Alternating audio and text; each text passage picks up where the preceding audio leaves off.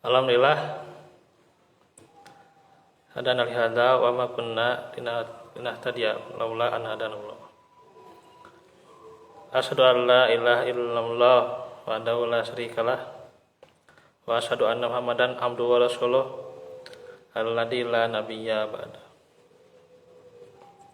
Alhamdulillah ikhwatu fillah,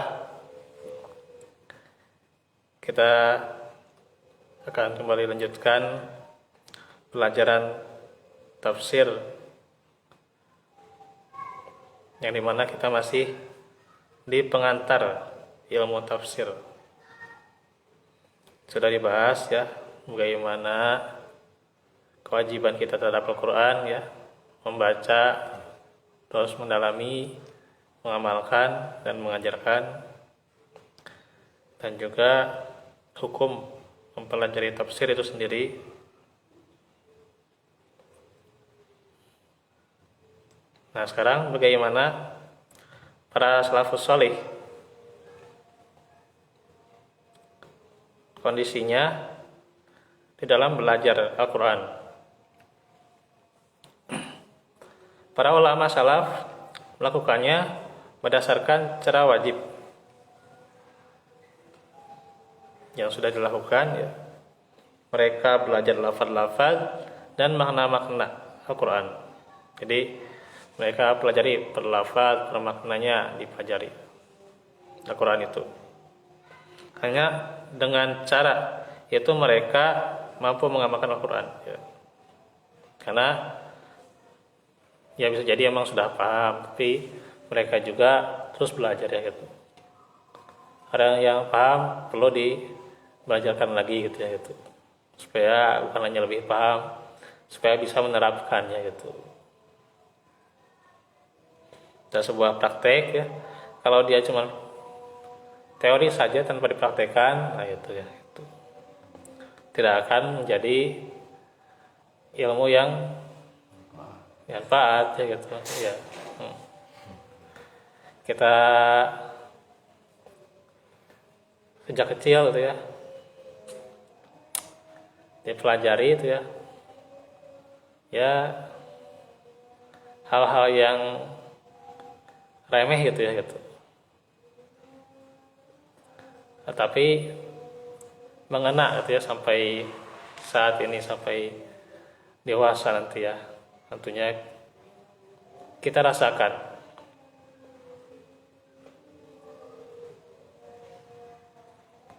Dan bukan hanya hal perilaku ya gitu, tapi pola ya. Kita terkadang belajar memotong gitu ya. Itu kan hal kecil tuh ya itu, walaupun ya kalau main kan suka gitu ya, kalau anak kecil tuh kan main suka kayak gitu ya, tapi kan itu pembelajaran tuh ya. Dan itu sampai sekarang mengena gitu ya. Dan itu kan kalau kita nggak praktek ya susah gitu. Nah itu hal yang remeh gitu ya. Walaupun memotongnya ya belum memotong yang berat-berat, yang biasa-biasa gitu. Itu ya.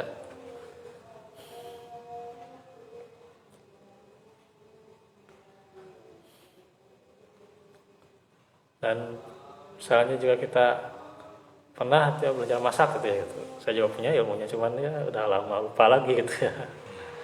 Gitu.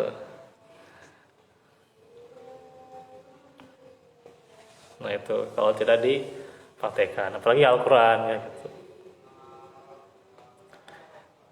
Kita punya ilmu tentang sholat ya, kalau tidak dipraktekkan ya itu. Ilmu tentang zakat, nah ini yang perlu ya. Ilmu yang lain juga tentang haji apalagi nantinya ya. Kalau kita dimudahkan oleh Allah, dimampukan ya. Nanti juga tentang kurban, nah itu ya. Saya kadang ya di online tuh belajar atau dari teman-teman, dan kadang belajar juga tuh ya, cara menyembelih dan gimana gitu ya. Tapi belum kerasa kalau belum praktek gitu ya. Walaupun di sini sudah mungkin ada yang lebih ahli gitu ya gitu. masuk DKM juga katanya mau pergi belajar gitu ya gitu. Itu pembelajaran itu ya perlu sekalian dalam Islam ya gitu. Bahwa nantinya kita itu dituntut menjadi orang yang bertanggung jawab gitu ya. Jadi bukan hanya kita menguasai secara teori, memahami secara definisi itu ya gitu. Tanpa kita sadari bahwa kita harus melakukan amal itu dengan berdasarkan prakteknya gitu ya. Bagaimana praktiknya Rasulullah gitu ya. Apalagi dalam hal akhlak gitu ya gitu. Nah itulah bagaimana para salafus saleh ya gitu. Sehingga mereka bisa mengamalkan Al-Quran sesuai yang murad ya, yang dimaksudkan oleh Allah terhadapnya. Sebab mengamalkan sesuatu yang tidak diketahui maknanya tentulah tidak dilakukannya. Tentu akan menyesatkan ya kalau kita mengamalkan sesuatu yang tidak kita ketahui ya gitu. Karena itu jeratan setan itu adalah wa antaqulu Allahi ma la taf'alun ya gitu. Makanya kalau kita tidak berani berbicara sesuatu, misalnya apalagi bicara yang sensitif gitu ya gitu. Dalam agama ya janganlah gitu. Bahayanya buat kita ya. Karena itu jeratan setan ya. Dan kadang ada di status ya FB atau apa itu di ya termasuk juga tuh ya, dia bicara tentang sifat Allah dan sebagainya gitu ya, sesuatu yang khilafiyah yang bisa jadi apa pertentangan sensitif lah gitu. Ini yang jadi berat ya gitu. Karena itu saya juga ketika membahas usul iman di sini ya, di situ ada bahasan tentang tangan Allah, tentang turunnya Allah. Kan itu sesuatu yang benar-benar sensitif kalau dibahas ya. Saya nggak mau belum ya, jangan dulu. Ilmu kita belum terlalu dalam sampai segitunya gitu ya untuk membahas itu ya, gitu. Tentang takyif ya, taklil dan sebagainya, tentang sifat Allah itu ya, gitu. Yang kita ketahui aja dulu dari Asmaul Husna ya. Itu aja yang dulu minimal ya, kita amalkan, kita terapkan dulu.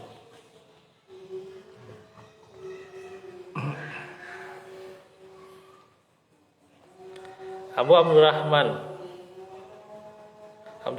As-Sulami berkata, orang-orang yang dulu pernah membacakan Al-Quran kepada kami seperti Utsman bin Affan, Abdullah bin Mas'ud radhiyallahu anhuma, dan selain keduanya telah menceritakan kepada kami bahwa bila mereka belajar 10 ayat dari Nabi, mereka tidak melebihinya atau menambah lagi, sehingga benar-benar mempelajari kandungannya dari sisi maupun pengamalannya. Mereka berkata, sehingga dengan begitu kami telah belajar Al-Quran, ilmu dan amal sekaligus ya, gitu. Jadi bagaimana menerapkan belajar Al-Quran itu tidak harus ketika misalnya di dalam membacanya kita baru bisa sampai Al-Baqarah ayat 10 ya udah ayat 10 aja gitu. Lancarkan sampai ayat 10, matangkan, kemudian juga pahami isinya, amalkan, itu juga tidak berat ya gitu.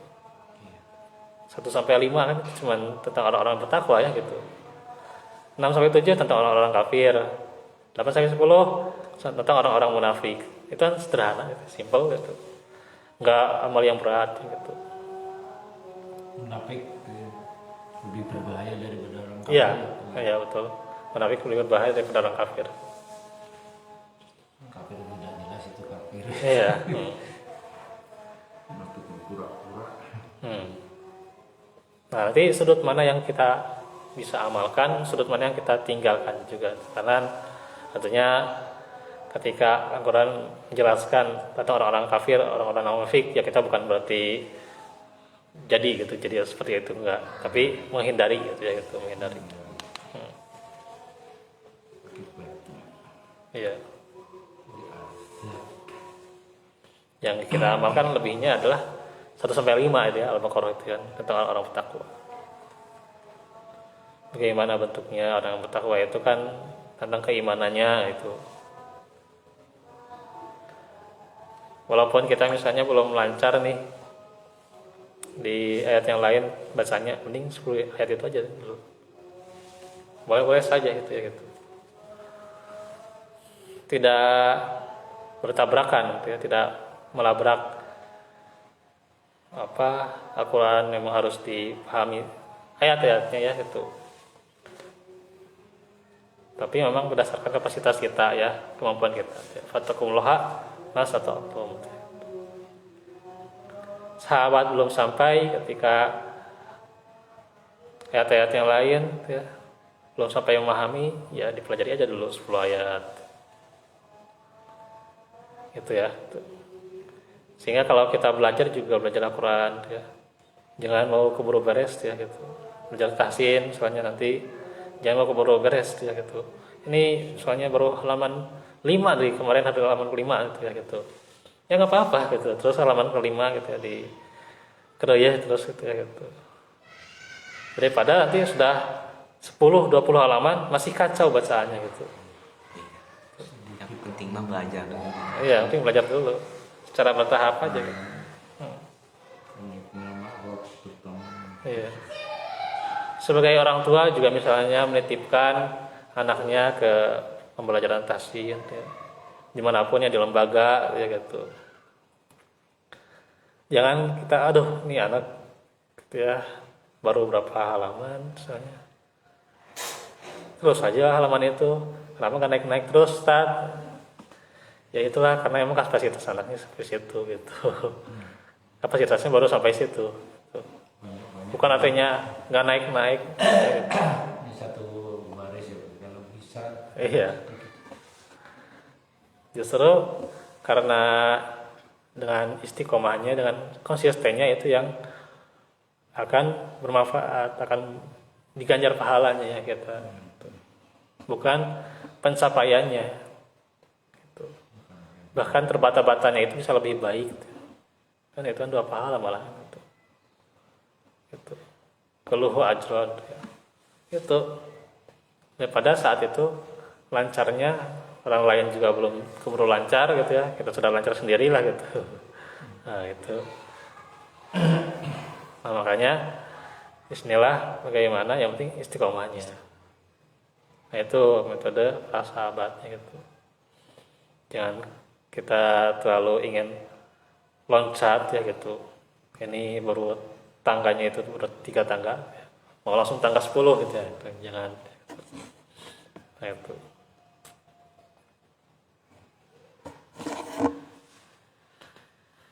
Dan para sahabat juga termasuk ilmunya, amalnya untuk diamalkan, untuk dipahami itu mudah dicerna ya gitu. Kemudian Syekhul Islam Ibnu Taimiyah berkata, adalah tertolak secara adat kebiasaan bahwa ada suatu kaum yang membaca suatu buku pada salah satu seni ilmu seperti kedokteran ya, dan ilmu hitung ya, matematik, fisika banyak sekarang ya. Namun tidak mencari bagaimana penjelasannya. Nah tentunya apalagi terhadap kalamullah ya, yang ia membuat mereka terjaga, dengannya mereka selamat dan bahagia serta dapat menjalankan urusan din dan dunia. Itu ya. Karena itu ya, kalau kita belajar ya, apapun lah, belajar ilmu keduniaan, ilmu perhitungan ya, atau kedokteran ya. Kedokteran tapi yang kedokteran itu jangan sampai ada kaidah-kaidah yang atau cara-cara yang melanggar itu. Kan kalau lihat ilmu kedokteran bahkan sebelumnya gitu ya, kata Auke itu cina sebelum dia jadi dokter itu disumpah dengan Al-Quran ya, sumpah. Karena itu bahaya sekali itu ya, ketika dia membahayakan nyawa gitu, untuk nama bahaya nyawanya gitu ya. Kalau sudah nyawa melayang kan, nah itu dokternya yang salah gitu ya. kecuali kalau memang sudah tidak bisa ditolong lagi gitu ya gitu. Makanya ilmu-ilmu yang seperti itu ya, dalam hal itu saja kan harus benar-benar ya, ilmu matematika ya. Bahkan dulu saya belajar akuntansi gitu ya. Ekonomi ya kan. Iya. Dan sekarang untuk mendukung itu kadang saya belajar psikologi gitu ya. Aduh, ini ilmu yang kadang saya lihat gitu ya, ketika apalagi ilmu psikologi gitu ya, ini kadang rada bengkok-bengkoknya sedikit gitu ya, rada nyimpang-nyimpangnya sedikit ya, saya timbang dengan Al-Quran dan Sunnah gitu ya. Karena khawatirnya aduh udah ini kalau udah ngebahas hal yang seperti ini kan sensitif, jadinya udahlah gitu. Ya kata Ustaz Syafiq, ya Ustaz Khalid boleh dipelajari gitu. Tapi bagi diri saya ketika kita menimbang sesuatu itu ya, termasuk ilmu dunia itu ya, bisa jadi kalau tidak ditimbang dengan Al-Quran ya itu. Makanya aneh-aneh sekarang ya, ilmu filsuf ya, Yunani, filsuf Eropa ya, itu aneh-aneh gitu ya. Bahkan ya di kita masih ada tasawuf ya, tapi tasawufnya bukan tasawuf model Quran Sunnah gitu ya gitu. Kata tasawuf ada yang model Quran Sunnah juga ya, tapi emang sekarang udah jarang sekali gitu ya. Bahkan Imam Ghazali juga sampai bertaubat dari ilmu itu ya itu. Karena banyak ditinggalkan lah gitu. Dan banyak mudaratnya juga ya gitu.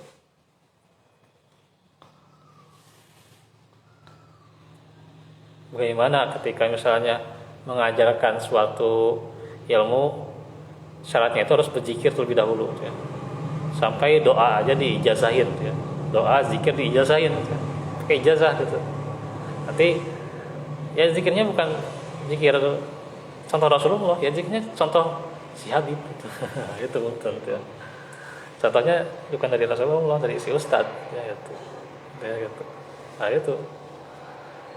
Sehingga dengan tarekat-tarekat tertentu, nah itu pelanggarannya gitu. Kalau nanti misalnya ya kita pelajari tentang tasawuf tuh, waduh, tarekoh gitu ya. Itu kan ada yang 500 gitu. Iya. Ya bapak saya juga gitu. Baca dari maghrib sampai isya belum selesai. Nah itu, saya juga pelajari kayak gitu, saya pelajar tasawuf itu saya berapa tahun ya, Tasawuf dari Pak Husain tuh ya gitu. gitu. Tapi ya setelah klik ya sama Pak Husain ya ternyata aduh ilmu aduh luar biasa ilmunya. Tapi kadang ketika kita belum benar-benar secara Quran Sunnahnya menguasai, ya mudaratnya justru lebih banyak ke kitanya gitu.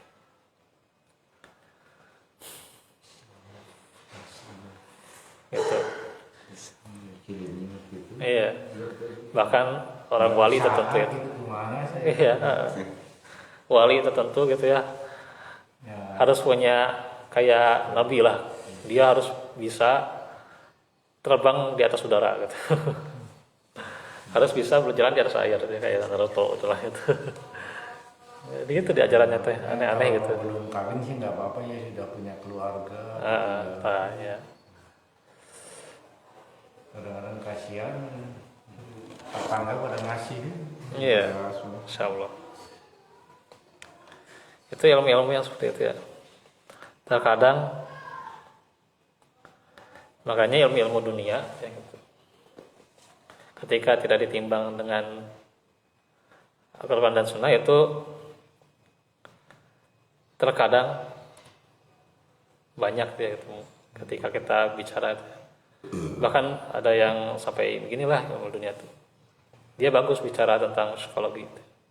Tentang sekarang jarangnya dari dukungan seorang ayah gitu ya. Dari seorang anak perempuan jarang dari dukungan seorang ayah. Tapi justru dia malah mencela ummu Rasulullah, katanya itu bukan ajaran Islam. Bah, aneh gitu. kan Jadi dia adu domba ya. ada adu domba malah. Jadi katanya menurut sekolah kayak bukan ajaran Islam, justru yang kalau mau ajaran yang sebenarnya ayah yang harus, ya betul, kalau dari situnya ayah memang harus lebih gitu ya untuk anak itu ya gitu, memberi waktu, memberi pengajaran dan sebagainya gitu ya. Betul sekali itu ya gitu. Tapi ketika dia mengatakan oh umum Rasulullah bukan ajaran Islam, nah itu jadi aneh gitu kan gitu. Engkau dia belajar Islam, Berhati-hati. iya, belajar syariat, nah tentunya ke situ gitu. Itu anehnya gitu. Dan ya banyaklah psikolog-psikolog, dan makanya kemarin saya kaitkan dengan psikolog Al-Quran ya gitu. Psikologi Al-Quran bagaimana gambarannya ya, nanti kalau belajar itu masih terlalu dalam ya gitu. Gitu. Karena tentunya hal seperti itu ya, ilmu dunia itu kalau nyimpang sedikit udah gitu. Dalam hal bisnis saja gitu ya, rasa misalnya ya, rasa ya masalah arisan aja kan masih khilafiyah gitu, apakah ini sesuai dengan Islam atau enggak gitu. Arisan aja gitu. Iya masih khilafiyah gitu kan. Yang haramkan ya. Ya ada kan dari Salafi dan sebagainya gitu ya, sebagian lah gitu, tapi nggak semuanya gitu ya gitu. Ya ada Ustaz Muhammad Abdul Twasikal masih ada toleransinya lah gitu. Tapi ada yang sebagian ya lebih baik menghindari lah gitu, mudaratnya dan sebagainya, hutang piutang gitu jenisnya teh. Apakah ada kesabaran dua Iya. yang panjang itu ya? Iya. Makanya masalah detail itu kan, hutang piutang itu kan bisa satu halaman penuh itu, aduh. Ini menerangkan ilmu yang benar-benar, aduh nggak bisa dianggap enteng gitu ya gitu. Hutang lah. Iya, muamalah gitu. Justru amal kita nggak Transaksi. Iya. habis tuh bayar utang yang Nah, itu. mengutangkan kalau nggak dibayar gitu kan. Iya. Nanti di akhirat dihitung kan. Aduh sama. Habis ya amal kita. Tentang- Amal sholat, amal dia. Betul. Kalau udah punya utang mah. Kalau utang kita misalnya belum benar-benar dibersihkan oleh orang yang dihutangi, ya itu. Iya ditagih terus sampai ke akhirat. Sampai akhirat dihitung kan. Iya. Itu yang untungnya yang memberi utangnya. Iya. Amal kita yang baik dikasih itu yang jelek mana dikadikeun. Nah itu.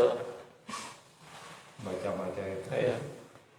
Bahkan ya ulama sekarang tentang bekerja di bank dan sebagainya ya agak sensitif gitu ya gitu. Ya itu juga masih ada khilafiyahnya gitu kan. Ya. Riba. Nah itu masalahnya kan menghindari khilafiyah itu lebih baik daripada kita mendekatinya gitu ya gitu. Ketika misalnya kita khawatir akan ribanya, ya mending jauhi gitu ya gitu. Jangan coba dekat-dekat. Menggaji pasti dari situ kan. Nah itu ya. Seperti ya ilmu politik dan hukum juga kadang kayak gitu kan. Saya belajar juga ilmu politik dan hukum. Politik dan hukum, aduh ini mudaratnya ada kerasa gitu ya gitu. Itu kampanye itu. Ya itu mah nggak, masih banyak khilafiyah itu Pak. Ya saya sendiri sih kan dulu kan ikut sampai ke PKS jadi saksi dan sebagainya. Ada penawaran juga balah gitu ya. Kalau saya sih emang kalau Islam nggak maju juga itu jadi mudarat juga. Islam nggak maju ke situ jadi mudarat ya ke wilayah itu. Iya. Pemerintah. Iya, nggak tegak syariat, nggak tegak gitu ya pemimpin Islam gitu ya gitu. Malah nanti kafir yang menguasai gitu ya gitu. Ya Allah alam sih. Tapi di sisi lain juga ketika masuk ke wilayah itu, aduh mudaratnya juga kerasa gitu ya. Gitu ya. Makanya kalau saya diri sendiri kan pribadi saya ya nggak mau membahas lah di grup lah gitu gitu. Sok aja kalau mau yang mau nge-share gitu ya, nge-share, cuman ya itu tanggung jawab sendiri gitu. Share naon sih? Ya nge-share tentang kampanye dan sebagainya, aduh di grup gitu. Insya Allah gitu. Kalau saya sendiri ya lebih menghindari bahayanya gitu. Karena ya itu emang sensitif ya gitu. Kalau kita nggak nimbang dengan Al-Quran dan Sunnah udah gitu. Ya, terkadang adanya fanatisme pada suatu kelompok dan sebagainya. Nah, itu. Jadi menghilangkan tujuan kita yang seharusnya ya itu.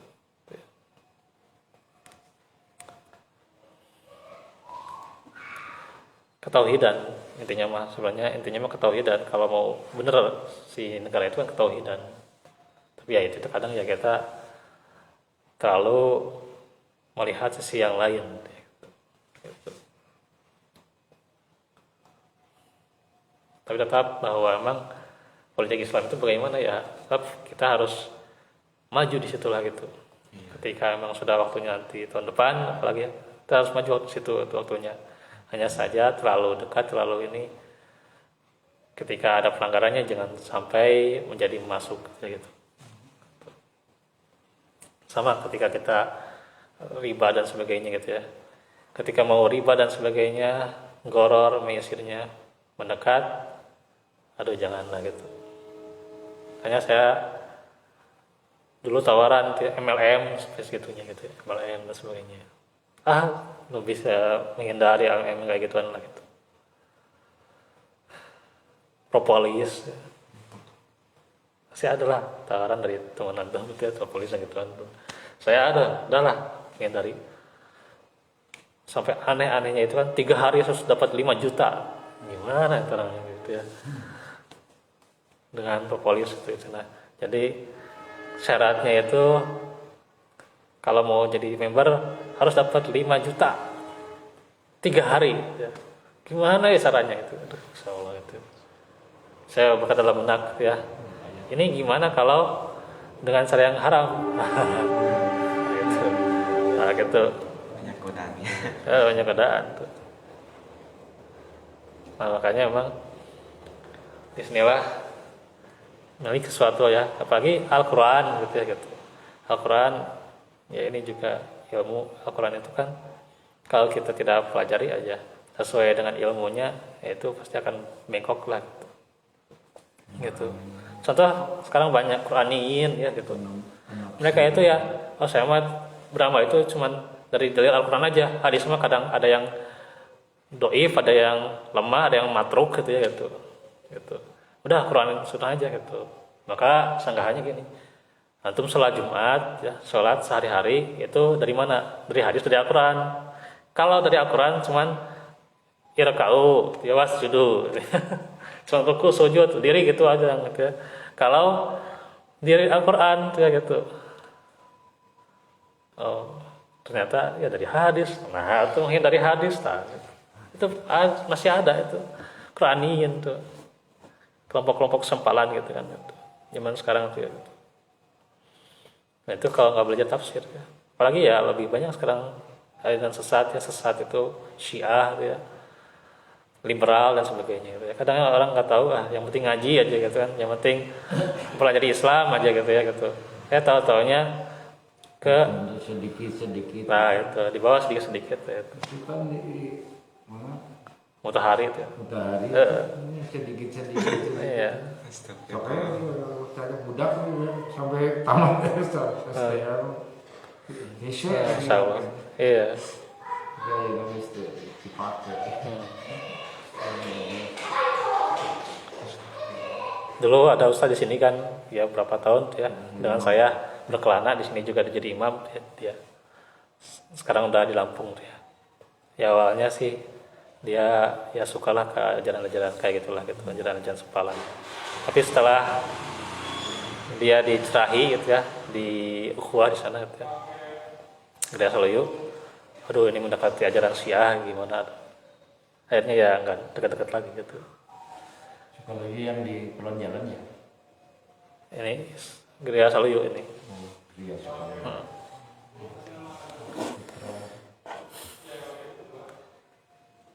Nah, ikut sholat yang nggak boleh, yang bukan jemaah di situ. Nah, LDI, nonton tuh ya. Jadi pas ada yang sholat nanti di DP lagi. Oh iya, ada salah di Pindad itu ada kolom jalan. Ada Pindad kan. banyak Komplek airan tentara sempalan kan. soal. Kan tentara ikut di situ kan jadi ngambek tentara. Iya. Singgung. Ada kalau dia salaman, salaman dengan dia, dia itu taharah lagi, wudu lagi gitu. Oh, udah lagi. Ya, wudu lagi. Wudunya itu bukan wudu karena dia batal atau gimana ya. Justru karena dia bersalaman. Nah itu. Aliran sesat sekarang udah. Kayaknya udah sampai aneh-aneh gitu, sampai kotoran hewan dijadikan gitu ya, diistimewakan. Gitu. Insyaallah. Nah kita berlindung darinya ya gitu. Itu kalau nggak belajar tafsir ya gitu. Makin mendekatlah ajaran-ajaran yang aneh-aneh gitu ya. Sudah menghantui para sahabat ya. Hanya si Ali yang Nah itu kan Syiahnya gitu ya. Dan Ali Husain.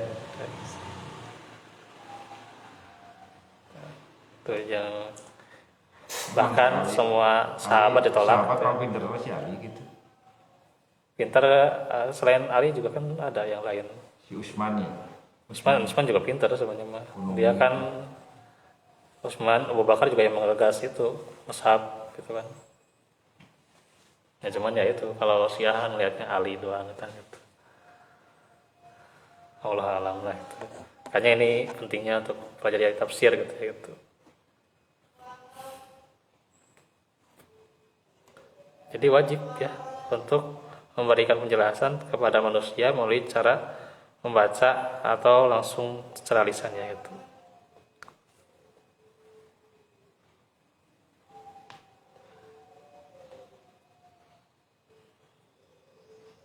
Menerangkan isi kitab Al-Qur'annya gitu. Wabima kuntum tadrusunnya dalam surah Ali Imran.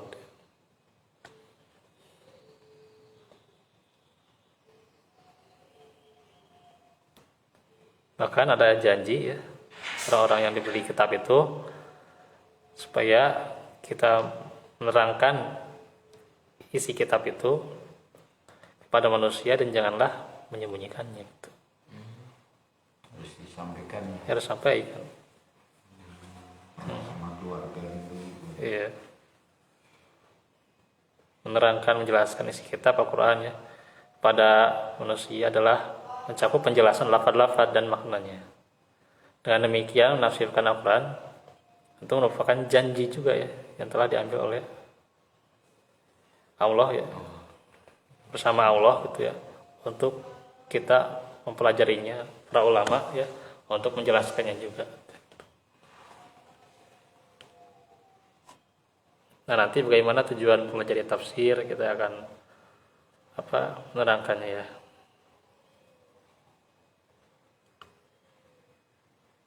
Nah itu untuk usul tafsir hari ini. Insyaallah nanti untuk hari Senin ya, pada sholat zuhur ya. Jadi sebenarnya kemarin-kemarin juga sudah rutin ya, sudah sholat zuhur gitu. Besok minggu libur. Sabtu Ahad tuh, wallahu alam saya. Iya. Kalau Sabtu kan padat ya. Sabtu kan udah biasa padat. Kalau Ahad ya kalau pas online-nya bisa, cuman nggak tahu kan. Sekarang ada ini dengan PC itu ya, pertemuan gitu ya. Ya Allah alam nanti bisa enggaknya itu. Paling ya Senin. Ya. Senin pada sholat zuhur. Itu saja dahulu ya. Belum fikum lakum minkum. Rabbana atina dan ukamah wa ilam. Rabbana atina Islam. Benar. Aku alqul hada wa astaghfirullah lakum. Alhamdulillah alamin. Wassalamualaikum warahmatullahi wabarakatuh. Waalaikumsalam.